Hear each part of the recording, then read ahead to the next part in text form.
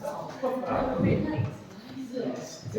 on to our second week of the Atmospheric Landscapes project, and I did demonstrate last week. Last week we just kind of had a run through what we thought of as atmospheric landscape, and got quite a few lists, different possible subjects, but a lot of it came down to sort of interaction between the light and weather effects really on the landscape. So it's kind of that sort of theme that was coming up. When I asked you about how you think about an atmospheric landscape. So, got this photo here that I took on our trip on Friday. Some of you attended. What was the weather like? It was lovely. Really lovely. Apparently it rained in Southend, but we didn't get any rain. It was lovely. Yeah, really lovely. Yeah, but it was all going to Southend. But it did give us some nice clouds. So I thought I'll cover a couple of different mediums with this project.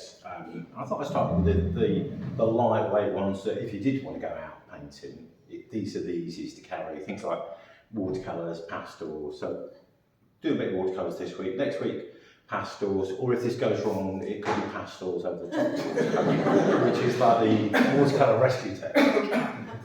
So I thought we'd start that. I was thinking like a sky like this, probably if I was going to paint this in watercolours, it might be an idea to perhaps paint the sky, let that dry and then paint the landscape. Or I might just try a little bit of trees and see how that looks with a kind of slightly blurry wet and wet look. So give that a go. I'm going to dampen the paper first because I want this all to sort of merge in. So you need a reasonable sized brush. I find these natural hair ones, this is only a cheap brush, sort of about £3 or £4.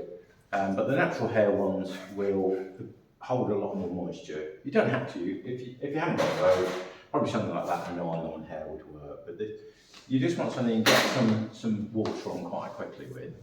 This is also going to be quite nice to paint with. I've pre-mixed a couple of colours. Actually, I'll paint with the smaller brush and see how that goes. So I started mixing some colours. This is all just sort of found watercolour. We've got a bluey grey here. I'm thinking actually a little bit bluer on the skyline, so maybe I'll start with that today. So some ultramarine blue, just soften that out. I'm thinking the sky there. And I want to keep that really nice and pale. Just lift a little bit of that out. And keeping your page wet, it gives you a bit more time to work. What I haven't got is a rag, so a bit of tissue is good. Tissue helps me to just control the amount of moisture in the paint. So these areas here, pre-mixed to grey. And I'll actually do a slightly lighter version of that here, just to see how that goes. You really don't want your page at this sort of angle, you just kind of want a little bit of. What I'm going to do is try and just leave some gaps for the white clouds. Like that. That bit at the top looks a bit dry, doesn't it? Perhaps a little bit bluer as I go over there, so there's a tiny bit more blue. So while this is wet, I can alter the mix a little bit. I think it's quite warm in here, so it's already, I can already feel that starting to dry out. It's drying out really quickly.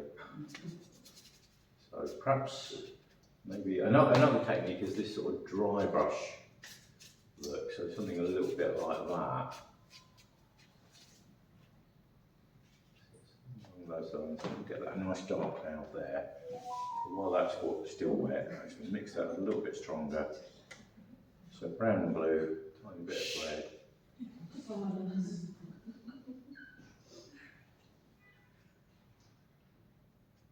Get a sense of that cloud here.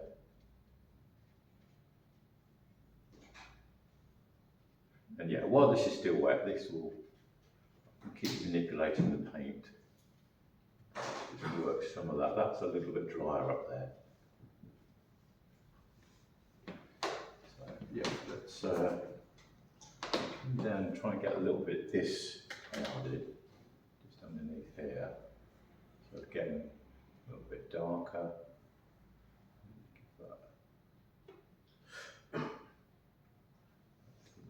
That. Anywhere it looks still wet, I can probably lift. Let's just get a bit cleaner and yeah, let's try that. So I might be able to lift some paint out like that. So basically, a clean brush, slightly dried off.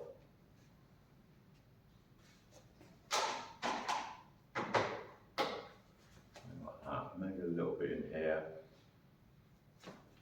I've seen some people use tissue for this, but it does leave quite a sort of dry, almost like too dried. So I find that just using a brush is a better approach. You want a brush that's not completely dry, but just slightly damp. And what you want to do is lift the paint out rather than put more moisture in. If you put more water in, it will just all drain everywhere.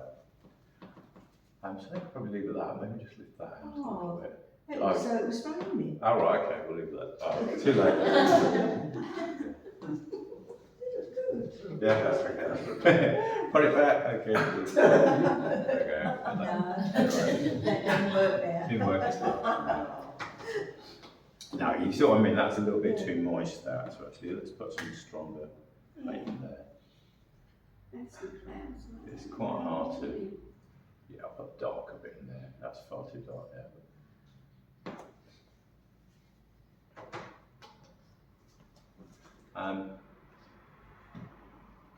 The trees themselves, I think this is dry enough now, so I started a green here.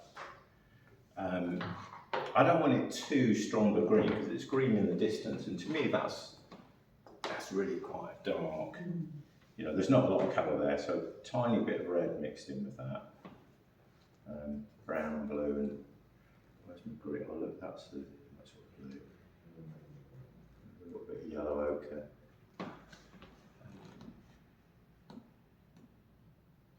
The trees are kind of merging in with the landscape. I could possibly have a slightly lighter green here too. Let's see what happens if it hits that bit. Interesting.